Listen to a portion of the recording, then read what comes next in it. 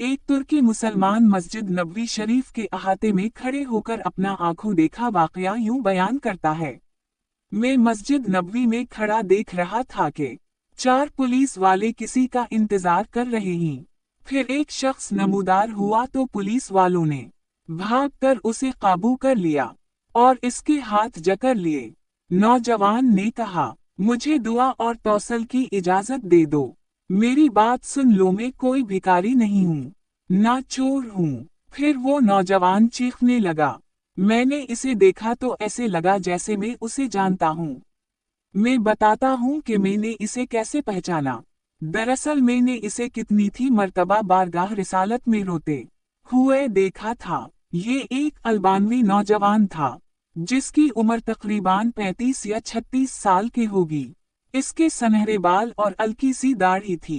मैंने पुलिस वालों से कहा, इसका कोई जुर्म नहीं है तो तुम इसके साथ ऐसा क्यों कर रहे हो? आखिर क्या इल्जाम है इस पर?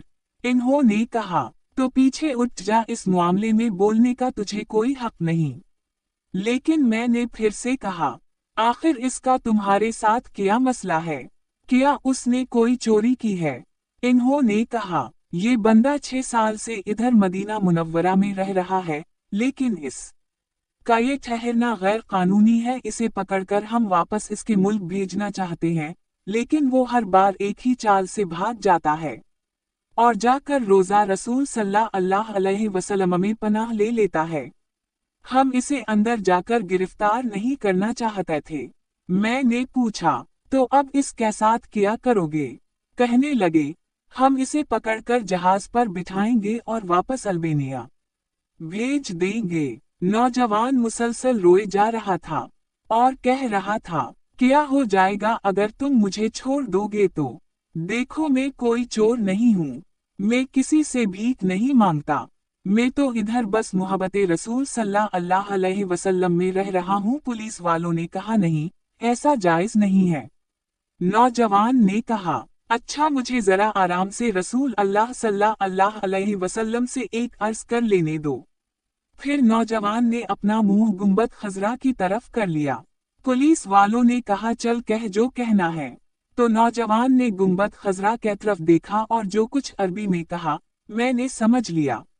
वो नौजवान कह रहा था, या रसूल अल्लाह सल्लल्लाहु अलैहि वसल्लम, क्या हमारे दरमियान इत्तेफाक नहीं हुआ था? क्या मैंने अपने माँ बाप को नहीं छोड़ा? क्या अपनी दुकान बंद करके अपना घर बार नहीं छोड़ा? और ये अहद करके यहाँ नहीं आया था कि आपके जवार रहमत में रहा करूँगा? आका, अब देख लीजिए, ये मुझे ऐसा करने से मना कर रहे हैं।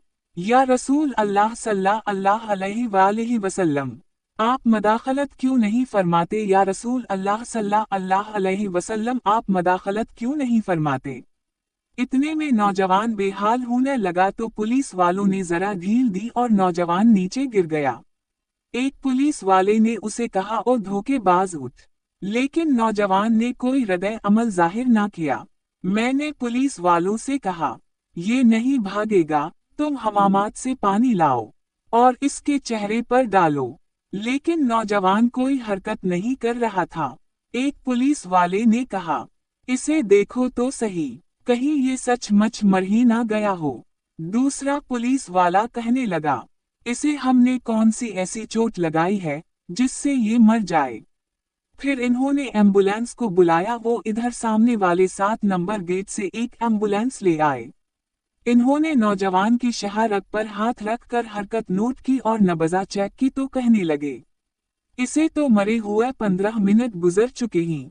अब पुलिस वाले जैसे मुजरिम हूँ नीचे बैठ गए और रोने लगे। वो मंजर भी देखने वाला था।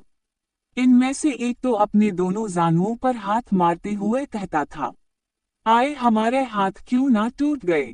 काश हमें मालूम होता कि इसे रसूल अल्लाह सल्लल्लाहु अलैहि वसल्लम से इतनी शदीद मोहब्बत है। आए हमारे हाथ क्यों ना टूट गए? इसके बाद एम्बुलेंस वालों ने उसे वहां से उठाया और जन्नत अलबकी की तरफ तजहीज वाव तकफैन वाले हिस्से में ले गए। गुस्ल के वक्त में भी वही मौजूद था। मैं इन्हें कहता था, मुझे भी हाथ लगाने दो, मुझे भी इसकी चारपाई को उठाने दो। जब जनाजा तैयार होकर नमाज के लिए जाने लगा तो पुलिस वालों ने मुझे कहा, हमने जितना गुनाह उठाया है, बस इतना काफी है, इसे हमारे सिवा और कोई नहीं उठाएगा। शायद उसी तरह हमें आखिरत में कुछ रियायत मिल जाए। अल्लाह हमें अपने हबीब सल्लल्लाहु अलैहि वसल्लम की वैसी ही मोहब्बत अता फरमाए, आमीन स्मा आमीन या रब्बल आलमीन, जैसी इस अल्बानी नौजवान को अता फरमाई थी।